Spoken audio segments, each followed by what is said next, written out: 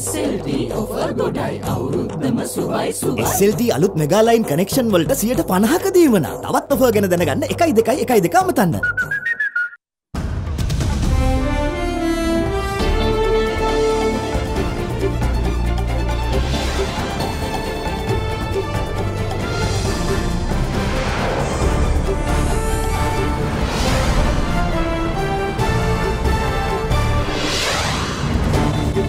Tonight, a resolution based on a lie. Lord Nesby's figures fall on deaf ears. So if the basis and the foundation of the resolution was wrong, how can anyone support the resolution? But TNA aren't interested in numbers. Even as a measure of a local mechanism, what have you done for accountability? More from Dubai. 5 suspects from the Dubai drug bust return to the island. Under-exercised right. A facilitating hub to be set up to make people aware of the right to information. The vulnerable communities, these are the ones who really are going to benefit from the right kind of information. Another black mark. A former Sri Lankan cricketer charged by the ICC for match fixing. All that and much more coming up on First at 9 this Thursday, the 4th of April, 2019. From AdaDerana, this is AdaDerana First at 9. Live from Studio 24 in Colombo.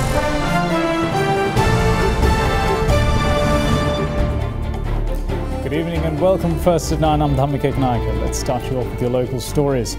Now, today is the 18th day of the 19 allotted days for the committee stage debate on the appropriation bill for the year, and the budgets for 2 ministries were taken up for debate. Accordingly, expenditure heads of the Ministry of Defence and Mahali Development and Environment were taken up.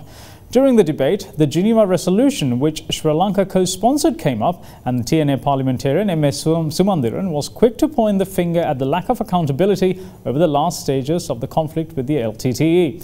It came about as UPFA parliamentarian Dinesh Gunawardena raised concerns over the Geneva resolution, which was co-sponsored by Sri Lanka.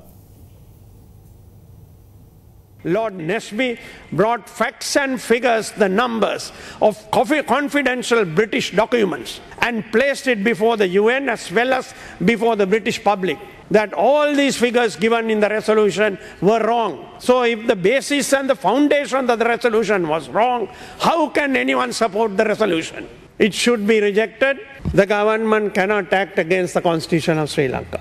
No foreign judges can come to serve on any panel of inquiry under this resolution because it's against the Constitution of Sri Lanka. This year too, the allocations provided for the Ministry of Defence is huge. 10 years after the war came to an end, defence expense ought not to be this big in keeping with the actual security needs of the country. This amount of colossal allocation for the ministry need not be made. There is also the question of accountability that keeps coming up. Again, 10 years after the war ended, still there is no process of accountability. There is discussion with regard to local judges, foreign judges, etc. But I would like to ask the government, even as a measure of a local mechanism, what have you done for accountability? Your own commission report, the LLRC, says 3,022 persons surrendered to the Sri Lanka army after the war ended, or around the last few days. Has there been even one investigation with regard to that matter? Drawing a red herring and emotive speeches saying we will not allow foreign judges to come, etc., gets you nowhere because you have not done even a local process. This is a very serious issue. Now, meanwhile, President Maithripala was also in Parliament today to witness the committee stage debate on 2 ministries headed by him. Addressing the lawmakers, he said that the government has taken necessary steps to purchase new equipment to detect drugs. The general public in the north are very friendly with our Triforce's personnel, irrespective of the criticism levelled by various political leaderships. I must mention that we have not weakened the Triforces, and there are around 85,000 in the police department. We don't have the latest sophisticated equipment to detect drugs. We first found drugs in the country in 1983. This wouldn't have become a menace today had we bought necessary equipment in the past. We have now made arrangements to purchase those equipment. We made raids with old weapons and equipment we have. A life of each police officer is a tragic tale. Their service is not 8 hours a day, but 12, while having to even skip meals. I believe that the police department should be overhauled. Police departmentuව සම්පූර්ණයෙන්ම වෙනසකට භාජනය විය යුතුයි කියලායි මම විශ්වාස කරන්නේ. The final vote on the budget proposal 2019 is set to be held in Parliament tomorrow, and the country is eager to learn which way it would swing. Final stance of a number of parliamentarians are still unclear, and the opposition is confident that they will defeat the budget proposal. That said, discussions on the topic between President Maithripala and opposition leader Mahinda Rajapaksa ended today without a final decision. Speaking to AdaDerana, General Secretary of the United People's Freedom Alliance, Mahinda Amaravira, said that the Sri Lanka Freedom Party and the UPFA will hold separate discussions in this regard tomorrow morning. The second reading of budget proposal for 2019 was passed in Parliament on the 12th of last month with a majority of 43 votes. However, several parliamentarians of the Sri Lanka Freedom Party did not attend the vote. With the third reading or the committee stage vote set for Friday the 5th, a meeting took place between the President and the SLFP parliamentarians on Tuesday. A final decision, however, was not arrived at during the meeting, and yet another meeting was held between President Maithripala and opposition leader Mahinda Rajapaksa at the parliamentary premises this afternoon.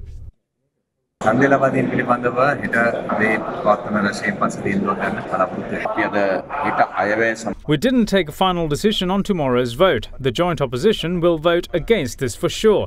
The Sri Lanka Freedom Party's decision is yet to be confirmed, and we are waiting for a positive response. Being critical of the budget alone isn't enough, and it is important to vote against it. I feel that the SLFP will vote against it as well. Moving on with other local stories, Prime Minister Ranil Wickremesinghe today reminisced the times when Sri Lankan universities were the cream of the region. Addressing an event held at the University of Colombo today, the Premier said that the country's economy as well as the education sector have regressed as universities in other regional countries have gone from strength to strength. The PM then once more called for Sri Lanka to prepare itself for a fourth industrial revolution. The new auditorium of the Faculty of Graduate Studies at the University of Colombo was declared open under the patronage of Prime Minister Ranil Wickremesinghe today. We must now go forward towards the fourth industrial revolution, but there is much more to do to achieve it. At the time of my higher studies, the University of Peradeniya used to be considered the main state university in the country. Nobody back then even dreamt of going to Malaysia for higher studies. What has happened now is that the National University of Singapore has become the top university in Asia. The universities of Colombo and Peradeniya rank at around 300. Even China, South Korea and India have some of the best universities in the world. As the development process of these countries moved forward, so did their education system. But we have regressed in both these aspects. We must then prepare for a fourth industrial revolution through the economic as well as educational development. This is where we must invest our money. We have 5-year plans to realize this goal. The country will move forward if we achieve this aspiration. The Right to Information Act was passed in Parliament in 2016 and was enacted as a law later that year. Although this has been a powerful tool to the citizens of Sri Lanka, communities across the country have underutilised their rights, especially as they are unaware of such a law. It is because of this very reason that Transparency International Sri Lanka and the humanitarian and relief agency World Vision Lanka came together to establish a facilitating hub in the Nuwara district to educate people on retrieving necessary information for their benefit. The Right to Information Act is a strong tool the public is entitled to use in order to obtain information from public authorities. The concept behind the tool was coined by the fact that ownership of the state lies with the citizens, as state entities and public authorities are maintained by the people who pay taxes, and therefore it is the people's constitutional right to hold the state accountable and to be able to request information on state functions which are undertaken with public money. Although the enactment of the Act in 2016 encourages the public to exercise transparency, accountability and public participation, may have not been utilizing it in its full potential. It is in this backdrop that World Vision Lanka and Transparency International Sri Lanka signed a Memorandum of Understanding today to establish a facilitating hub in the Nuwara district. The objective is to address basic struggles faced by those who are in the grassroots level, such as submitting RTI requests and obtain information from public authorities. We firmly believe that when we empower our communities into correct information and what's happening with their taxpayer money, we realize that it'll also enhance their general attitude towards government, and it'll also enable the government and the community to work together. The vulnerable communities, these are the ones who really are going to benefit from access to the right kind of information from government organizations. It's fantastic that since 2016 this change towards open government has happened, but more needs to be done, and we hope that with this present government and future administrations, the commitment to right to information will continue to be there and continue to be strong, particularly in areas where communities are particularly vulnerable. The right to information can be ever more transformative. When the country is suffering the ill effects of a power crisis, it emerged today that two companies from Dubai and Turkey have proposed to supply power through floating power plants. Secretary to the Minister of Power and Renewable Energy, Suren Batagoda, made the revelation, saying the relevant proposal will be submitted for Cabinet approval next week. The move comes at the heels of the Cabinet giving the nod for the construction of a floating solar power plant in the Madurai Reservoir that will generate 100 megawatts. The Ministry of Power and Energy recently announced that the country will have to find alternatives to cover the 250 megawatts the national grid lost owing to the dry weather conditions. Speaking to AdaDerana, Secretary of the Ministry of Power and Energy Suren Batagoda said that two companies from Dubai and Turkey have submitted proposals to fulfill the country's electricity demand through floating power plants. He said that a cabinet paper will be submitted next week to obtain approval for the purchase of electricity from these companies. Meanwhile, politicians were seen enthusiastic about commenting on the current power crisis today as well. This situation does not call for urgent power purchases from floating power plants or to pay higher prices to purchase electricity. The question that needs to be answered immediately by the subject minister, the Prime Minister and the government is that why didn't they legally take over private diesel power plants to the government when they had the legal opportunity during the past 2 to 3 years?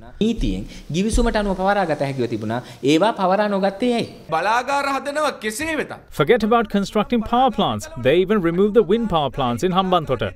Had they been there, we could have at least reduced the power cuts by 5 minutes. In 2014, Energy World International Limited in Britain agreed to construct a LNG power plant that generates 1,200 megawatts. According to the agreement, a unit was to be sold at 10 rupees and 50 cents. Two floating power plants have arrived in Sri Lanka and we will have to purchase a unit at 30 rupees. Meanwhile, the Supreme Court has declared that the environmental damage caused by the Utturu thermal power plant in Chunnakam, Jaffna, has violated the fundamental rights of the residents of the area and therefore ordered the Northern Power Company Limited to pay an amount of 20 million rupees for its victims as compensation. A family will receive compensation to the tune of 40,000 rupees. Employees' Union of the Sri Lankan Airlines allege that the government is gearing to sell the national carrier to a private company which is run with funds from the terror group, the LTTE. The carrier has been struggling for a while, incurring heavy losses, and the government is also seeking new investors to revive the fortunes of the airline. Speaking at a media briefing convened this morning, members of the carrier's trade union threatened to withdraw from services if the government moves ahead with the alleged plan. Between 2006 and 2014, the national carrier incurred a loss of 85 billion rupees. During the 4 years from 2014 to 2018, a loss of 100 billion rupees was incurred. During the 4 years, the carrier was under 8 ministers, 4 chief executive officers and 3 chairmen. The loss which is incurred is a sure result of the mismanagement of the carrier. Right now, all is set to hand over the national carrier to a company which is run with the aid of LTTE funds. We got to know that a cabinet paper to privatise the carrier will be presented next week. We know that Lanka Mobile is eyeing this, and they have already recruited several well-experienced officials from the National Aviation Services. When the then Air Lanka was handed over to Emirates, the lady who is connected to the ETI scam took commissions from an officer. That officer is currently working at the Ministry of Finance. We are sure that it is through this official that they're going to hand the Sri Lankan over to Lanka Mobile. Therefore, as a union, we warn the government that we will close the gates to the world if it follows through with the decision.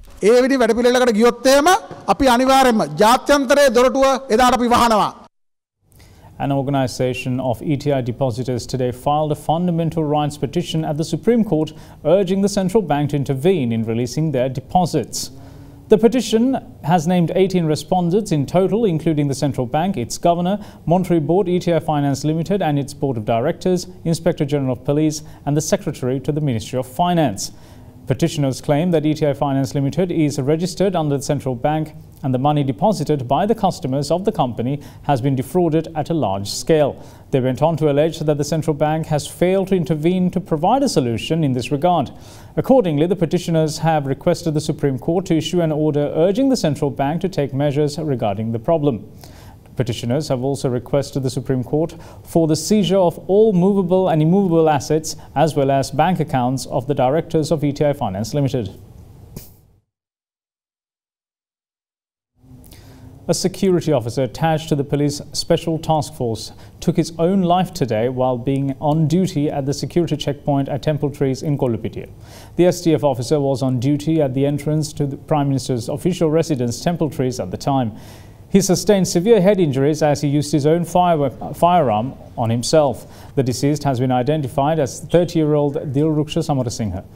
The remains of the deceased STF officer are currently placed at the National Hospital in Colombo.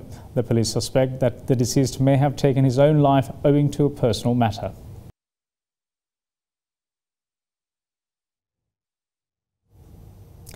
Now then, 5 more suspects, including actor Ryan Reynolds, who were arrested along with drug kingpin Markandure Madhush, were deported from Dubai last night. They were arrested by CID officials at the Bandaranaike International Airport upon their arrival this morning. 4 others who were deported are identified as 22-year-old Mohammed Washim Dean, 25-year-old Dimut Pereira, 28-year-old W. Suraj Kaminda De Silva and 40-year-old Charit Kodikara. As of today, a total of 13 persons who were arrested along with the drug kingpin Madhush have been deported from Dubai at 4 occasions.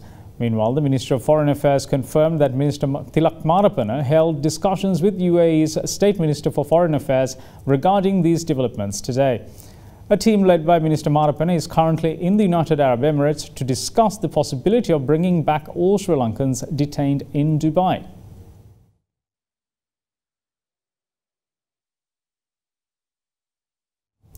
Now here's a story of a young woman entrepreneur by the name Manuri Gunawardana who made it into the prestigious Forbes list of 30 under 30 Asia. Despite her Sri Lankan roots, the health tech entrepreneur resides in Australia and was instrumental in introducing the mobile app Health Match, which allows patients to find clinical trials in the fastest and simplest way possible. It earned Manuri a spot in the 4th annual Forbes 30 under 30 Asia list, announced recently, featuring 30 young disruptors, innovators and entrepreneurs across Asia, all under the age of 30, who are challenging conventional wisdom and rewriting the rules for the next generation. Manuri Gunawardana is the founder and chief executive officer of Health Match, a mobile app that allows patients to find clinical trials in the fastest and simplest way possible. As a medical student at the University of New South Wales, Manuri experienced firsthand the difficulty of finding patients to participate in trials for potentially life-saving treatment. While working at the university's neuro-oncology laboratory, she also noticed that there was no convenient way for patients to search for alternative treatment for their conditions. It was then, in nearly 2017, that she decided to play matchmaker and her startup Health Match was born. I was working in a cancer research lab and a lot of patients were coming to us asking for help to try and find clinical trials. They didn't know where to look or where to go, and I thought there had to be a better way. There had to be a way to give patients the chance to find the right clinical trials. My vision for Health Match is to see it as a global initiative where patients can tap into research from around the world, whether it's trials in Germany or the US. We want our users to have access to the latest breakthroughs. Launched in Australia earlier this year, Sydney-based HealthMatch applies machine learning to clinical data to help researchers and pharmaceutical companies find patients suitable for their studies and vice versa. HealthMatch plans to raise at least $10 million later this year in a series to fundraising to support expansion plans which include Asia and the US. The startup has so far raised $1.3 million in venture capital funding. The business model charges research institutions and drug companies a fee to use its platform and bills for every patient they recruit through HealthMatch for their clinical studies. Patients don't have to pay to use the platform, making it accessible to everyone. Her achievements did not go unnoticed, as she was able to secure a spot in the prestigious Forbes magazine's 30 Under 30 list for Asia under the category of healthcare innovations. Her achievements would go a long way in inspiring Sri Lanka's women entrepreneurs and innovators to have more of a contribution and gain notoriety in fields seemingly dominated by the opposition sex. We're going to move in for a short break. Stay with us.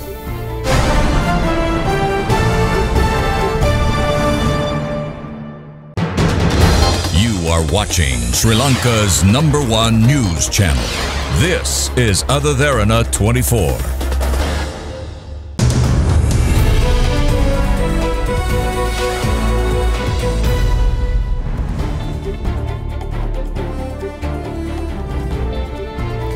Welcome back. You're watching First at 9.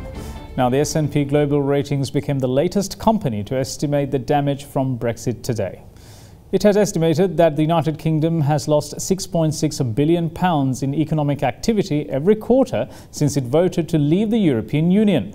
In a report published today, the ratings agency said the world's fifth biggest economy would have been about 3% larger by the end of 2018 if the country had not voted in a June 2016 referendum to leave the EU. It also said that quarterly growth rates would have averaged about 0.7% rather than the current 0.43%. As imports became more expensive, inflation started to rise, curbing household spending. S&P estimated that inflation was 1.8% higher than it would otherwise have been by the third quarter of 2017. The estimate is slightly lower than an assessment by Goldman Sachs earlier this week, which pegged the cost to the economy at about £600 million per week.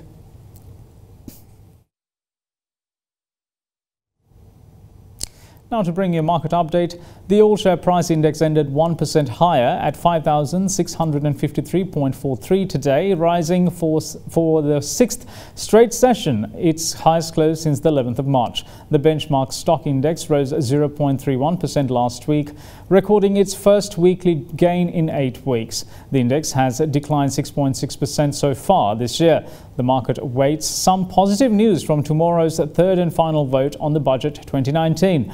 Turnover ended at 563.6 million rupees, less than this year's daily average of 638.98 million rupees, while foreign investors sold a net 257.5 million rupees worth of shares, extending the year-to-date net foreign outflow to 5.8 billion rupees worth of equities. We now have Dimantha Matthew from First Capital Holdings with a brief report on how the markets performed today.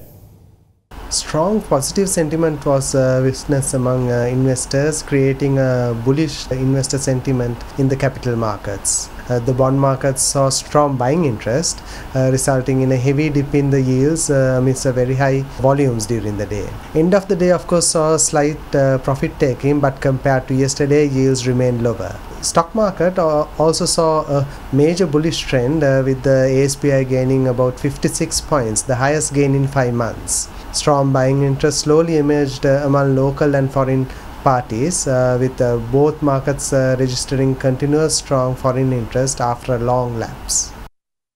And now to bring you a currency update, the Sri Lankan rupee ended 0.5% weaker today due to imported dollar demand, but greenback inflows from inward remittances ahead of the Sinhala and Tamil New Year capped further decline. The currency stood at 176 rupees and 49 cents to the dollar, compared with yesterday's close of 174 rupees and 60 cents. Let's now take a look at how the Sri Lankan rupee traded against other major currencies around the world.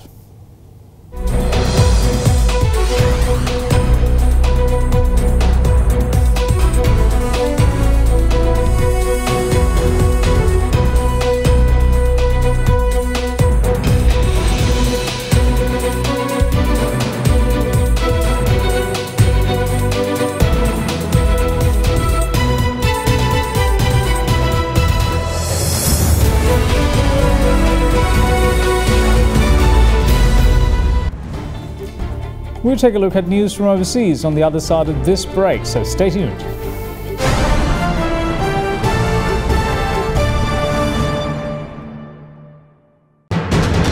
You are watching Sri Lanka's #1 news channel.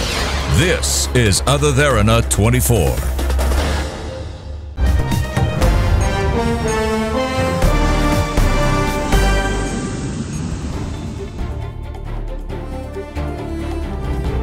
Welcome back. You're watching First at 9. Now, issuing the first official report into the Ethiopian Airlines plane crash last month, Ethiopian government cleared its pilots and suggested that anti-stall tech is to blame. Ethiopian Transport Minister today said that pilots repeatedly followed procedures recommended by Boeing before the crash. Flight ET-302 crashed after takeoff from Addis Ababa, killing 157 people on the 10th of last month, and it was the second crash of a Boeing 737 MAX aircraft in 5 months. According to the Transport Minister, the preliminary report did not attribute blame for the crash. However, the report suggested that Boeing review, of course, the aircraft control system, and said that aviation authorities should confirm the problem and had been solved before allowing the 737 MAX back into the air. Meanwhile, the chief executive of Ethiopian Airlines said he was very proud of the pilots and their high level of professionalism and performance. But we should focus on human safety. Moving on to Brexit, the lower house of British Parliament yesterday approved legislation which would force Prime Minister Theresa May to seek a Brexit delay to prevent a potentially disorderly departure on the 12th of this month without a deal.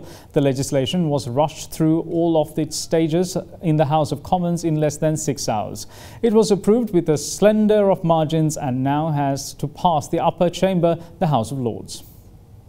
MPs voted by a majority of 1 to force British Prime Minister Theresa May to ask for an extension to the Brexit process in a bid to avoid a no-deal scenario. Labour's Yvette Cooper led the move, which the Commons passed in one day, with the House voting 313 for and 312 against. The bill is due to be considered by the Lords later and will need its approval to become law, but it is the EU which decides whether to grant an extension. It comes as talks between Conservative and Labour teams to end the Brexit deadlock continue. Yesterday's discussions between Prime Minister May and Labour leader Jeremy Corbyn were described as constructive but were criticised by MPs in both parties. Brexit Secretary Stephen Barclay told MPs he would hope the Lords would scrutinise this bill passed in haste with its constitutional flaws. He added that there was no guarantee that the UK will not take part in the European elections in May, and to participate would be a betrayal and inflict untold damage. An analysis said the delay of Brexit will add uncertainties to the upcoming European Parliament elections. We have a longer extension when the United Kingdom is required to participate in the European Union elections, and that's something that the European leaders don't want, because a country that wants to leave the European Union shouldn't participate in the European Union elections.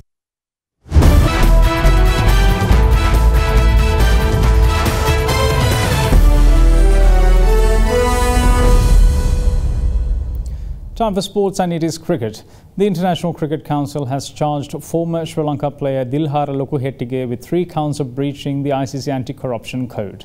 These new charges are in addition to charges imposed on him on behalf of the Emirates Cricket Board last year. The ACU has charged him with fixing, contriving or otherwise influencing improperly, or being a party to any agreement or effort to fix or contrive or otherwise influence improperly the result, progress, conduct or any other aspect of any international match. He is also charged with directly or indirectly soliciting, inducing, enticing, instructing, persuading, encouraging or intentionally facilitating any participant to breach the anti-corruption code. And finally, failing to disclose the ACU full details of any approaches or invitations received by him to engage in corrupt conduct under the code. Lokuhettige has 14 days from the 3rd of April to respond to the new charges. And that's it from all of us here at First at 9. Thanks for watching. Bye-bye.